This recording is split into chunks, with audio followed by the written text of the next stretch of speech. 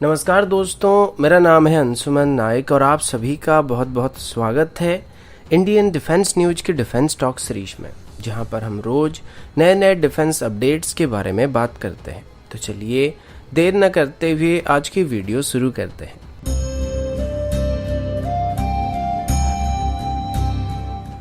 आज की पहली अपडेट असॉल्ट राइफल को लेकर। आप सबको पता होगा कि भारत अभी अपनी पुरानी इंसास राइफल को रिप्लेस करने की कोशिश कर रहा है और इनको अभी AK-203 और 6716 जैसे राइफल से रिप्लेस किया जा रहा है।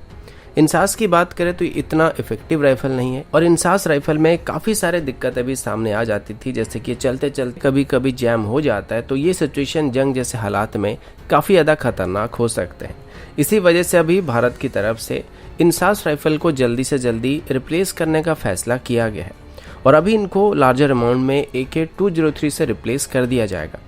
अभी भारत और रशिया के बीच इन राइफल्स को भारत में ही बनाने के लिए एक डील को फाइनल किया जा चुका है और टेक्नोलॉजी ट्रांसफर के साथ इन गन्स को आगे चल के भारत में मैन्युफैक्चर किया जाएगा। अब इनको अभी काउंटर करने के लिए पाकिस्तान की तरफ से भी अपने मिलिट्री को एक नई मॉडर्न असॉल्ट राइफल से इक्विप करने की कोशिश किया जा रहा है और पाकिस्तान की तरफ से अभी टर्की से बातचीत किया जा रहा है। पाकिस्तान अभी टर्की की स्टेट ओन्ड कंपनी एसफाट के साथ एक मॉडर्न असॉल्ट राइफल को लेकर डिस्कशन कर रहा है। जहां तक पता चला है कि पाकिस्तान अभी टर्की की MPT-76 असॉल्ट राइफल की एक लाइटर वेरिएंट को ऑपरेट करना चाहता है और इसके लिए अभी पाकिस्तान की तरफ से टर्की को कुछ राइफल और एमुनेशन को सप्लाई करने के लिए भी कहा गया है, जिनको में भी वो अभी ट्रायल के लिए या फिर टेस्टिंग के लिए इस्तेमाल करने वाले हैं। अभी कुल मिलाकर पाकिस्तान की तरफ से 1 लाख MPT-76 असॉल्ट राइफल को खरीदने का प्लान किया गया है और इनको पाकिस्तान अपने ऑर्डिनेंस फैक्ट्री में बनाने की कोशिश कर रहा है और अभी पाकिस्तान की तरफ से टर्की से इन राइफल्स की टेक्नोलॉजी को भी ट्रांसफर करने के लिए कहा जा रहा है।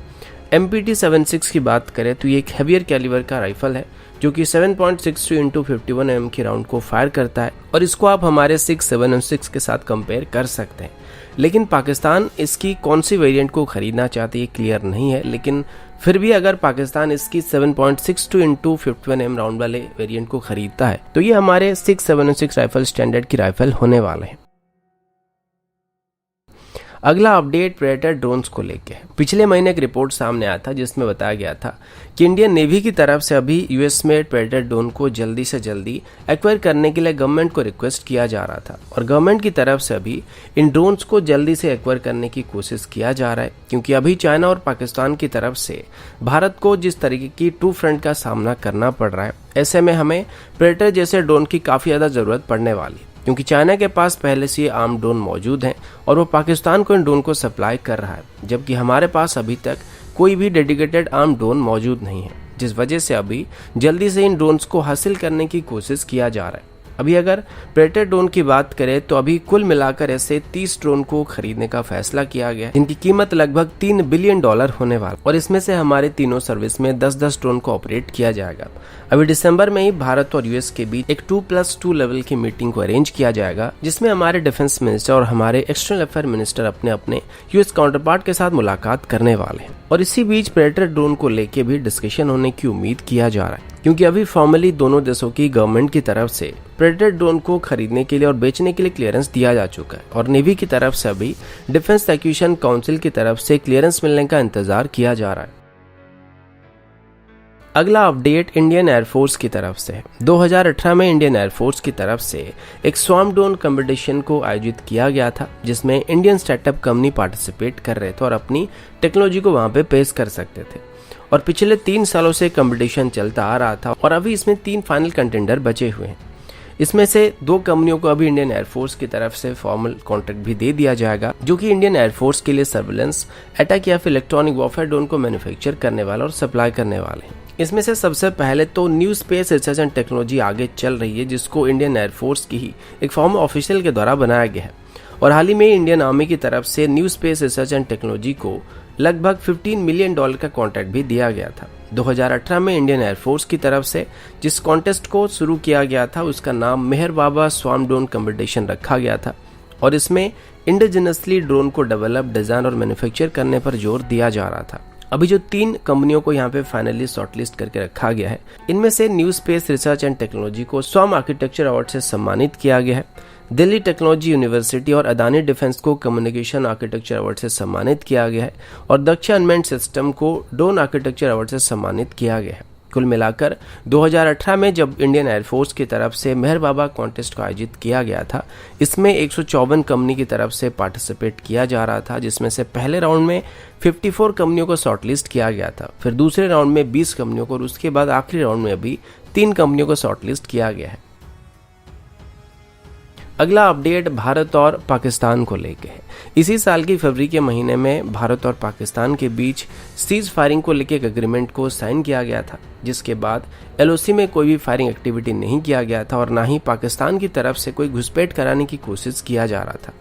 लेकिन अभी कुछ ही दिनों के अंदर ही इंडियन आर्मी और सुअरों के बीच काफ़ी घमासान लड़ाई चल रही है और पिछले 15 दिनों से पुंछ सेक्टर में सुअरों की तरफ काफ़ी उत्पात मचाया जा रहा है। इसमें अभी तक हमारे नौजवान वीर गति को भी प्राप्त हो चुके हैं और इस दौरान इंडियन आर्मी की तरफ से अब तक का सबसे बड़ा सर्च ऑपरेशन को जारी किया गया। लेकिन इसी बीच इंटेलिजेंस डिपार्टमेंट की तरफ से बताया गया था कि इसमें पाकिस्तानी स्पेशल फोर्सेस का भी हाथ हो सकता है और अभी ये पता चला है कि जितने भी सुअर लोग अभी उत्पात मचा रहे हैं, इनको अभी पाकिस्तान की आर्मी के वेटरन ऑफिसर या पुराने ऑफिसर्स के द्वारा ट्रेनिंग दिया जा रहा है और पाकिस्तानी आर्मी के पुराने ऑफिसर के द्वारा या रिटायर्ड ऑफिसर के द्वारा उनको गाइड किया जा रहा है, जिस वजह से वो जंगलों में इतनी आसानी से सर्वाइव कर पा रहे हैं। अभी हमारे सिक्योरिटी फोर्सेस की तरफ से वेट एंड वॉच पॉलिसी को यहाँ पे इस्तेमाल किया जा रहा है, क्योंकि सुअर लोग जंगल का फायदा उठाने की कोशिश कर रहे हैं और छुप के अचानक से फायरिंग कर रहे हैं, जिससे सर्च ऑपरेशन करने वाले पार्टी को काफी ज्यादा नुकसान हो रहा है। इसमें सुअर भी मारे जा रहे हैं, लेकिन अपने तरफ से अभी कैजुअलिटी को मिनिमाइज करने की कोशिश किया जा रहा है। वैसे मुझे पर्सनली लगता है कि जो सीज फायरिंग का ड्रामा पाकिस्तान की तरफ से किया गया था, ये सिर्फ एक बहाने के तौर पर किया गया था ताकि उनको थोड़ा वक्त मिल जाए जिसमें वो लोग बड़ा कोई प्लान कर पाए या फिर नए सुअरों को ट्रेनिंग दे पाए और फिर उसके बाद जो पहले चल रहा था उसको शुरू कर दिया जाएगा। अगला अपडेट एक मिक्स्ड अपडेट होने वाला है, जिसमें हम एक से ज्यादा मल्टीपल अपडेट के बारे में बात करने वाले हैं। सबसे पहले भारत और यूके को लेकर बात करते हैं। अब सभी को कुछ दिन पहले मैंने बताया था कि भारत और यूके के बीच अभी अब तक का सबसे बड़ा ट्राई सर्विस एक्सरसाइज को करने का प्लान किया गया था, जिसका नाम एक्सरसाइज कोंकण शक्ति होने वाला था। इस एक्सरसाइज को अभी 2 अलग अलग फेज में किया जा रहा था, जिसमें से पहले फेज को यानी कि हावर फेज को 21 से 23 अक्टूबर तक और सी फेज को 24 से 27 अक्टूबर तक कंडक्ट किया जाएगा। इसमें यूके की कैरियर स्ट्राइक ग्रुप पार्टिसिपेट कर रही है, साथ ही इसमें हमारे तीनों सर्विस शामिल होने वाले हैं। सबसे पहले इसके बारे में यूके की तरफ से अपडेट दिया गया था, जिसके बाद इंडियन नेवी की तरफ से इसको लेके एक ऑफिशियल प्रेस रिलीज को इशू किया गया था। इसी के साथ ही अभी भारत और यूएस के बीच एक मिलिट्री एक्सरसाइज को किया जा रहा था, जिसको अभी अलास्का में किया जा रहा है। इसका नाम एक्सरसाइज युद्ध अभ्यास है और इसके बारे में मैंने पहले भी आप सभी को बताया था, लेकिन इस एक्सरसाइज को लेके अभी कुछ और डिटेल सामने आई है और अभी पता चला है कि इस एक्सरसाइज के दौरान भारत और यूएस के ट्रूप्स के द्वारा combined counter improvised explosive device और counter unmanned aerial system exercise को कंडक्ट किया गया था। नॉर्मली भारत और यूएस के बीच युद्ध अभ्यास एक्सरसाइज के दौरान रेगुलर बैटल ड्रिल्स को कंडक्ट किया जाता है, लेकिन अभी बढ़ रही चैलेंजेस और मॉडर्न डे वॉरफेयर को देखते हुए इस बार आईडी और ड्रोन को किस तरीके से काउंटर किया जाए वैसे एक्सरसाइज को कंडक्ट किया गया था, क्योंकि नॉर्मली अभी आर्मी को रेगुलर बेसिस पर ऐसे खतरे का सामना करना पड़ता है। इस दौरान पहले तो यूएस की तरफ से अपनी माइन प्रोटेक्टेड व्हीकल पैंथर को और अपनी माइन क्लियरेंस व्हीकल बफेलो को डिप्लॉय किया गया था और इसे इंडियन आर्मी को यूज करने के लिए दिया गया था, लेकिन इंडियन आर्मी की तरफ से आईडीज को डिटेक्ट और डिस्ट्रॉय करने के लिए अपने रेगुलर तौर तरीका इस्तेमाल किया गया था। तो इससे यूएस के ट्रूप्स को भी काफी कुछ सीखने को मिला था और हमारे ट्रूप्स को भी इसमें काफी कुछ सीखने को मिला है, क्योंकि इस दौरान यूएस आर्मी की तरफ से इंडियन आर्मी को रिमोटली ऑपरेटेड व्हीकल से आईडी डिटेक्शन और डिस्पोजल का डेमो दिखाया गया था और साथ ही यूएस आर्मी के द्वारा यूज किए जाने वाले ड्रोन बस्टर गन का भी डेमो दिखाया गया था। और इस पूरे एक्सरसाइज के दौरान यूएस आर्मी के 300 जवान पार्टिसिपेट कर रहे थे, जबकि इंडियन आर्मी की तरफ से इसमें 350 जवान पार्टिसिपेट कर रहे थे। तो दोस्तों अभी के लिए इतना ही, मिलता हूँ आपसे अगले वीडियो में, तब तक के लिए जय हिंद, वंदे मातरम।